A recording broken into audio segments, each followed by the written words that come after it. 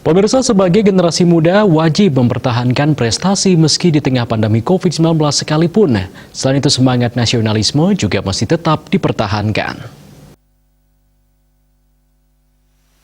Memperingati Hari Pahlawan 10 November yang lalu mesti disikapi dengan penuh semangat perjuangan oleh para generasi muda.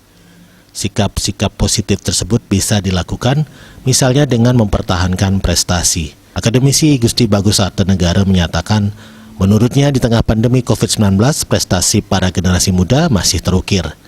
Contohnya prestasi para atlet Bali yang berhasil meraih juara pada berbagai ajang perlombaan. Kedepan diharapkan prestasi tersebut bisa dipertahankan dan ditingkatkan terlebih di tengah pandemi COVID-19. Ya, walaupun sekarang musim COVID, tapi generasi muda kita tetap berkiprah, tetap berperang, dan tetap berprestasi. Ya, kita lihatlah di berita-berita sehari-hari itu kan ada saja yang meraih juara nasional. Bahkan katakanlah kalau secara nasional kita bicara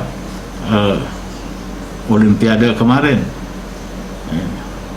kita badminton kita bulu tangkis kita juga juara. Selain mempertahankan prestasi sebagai upaya peningkatan kualitas pendidikan generasi muda, masyarakat juga wajib meningkatkan aspek kesehatan di tengah pandemi COVID-19 dengan menerapkan protokol kesehatan COVID-19 agar terhindar dari paparan virus corona.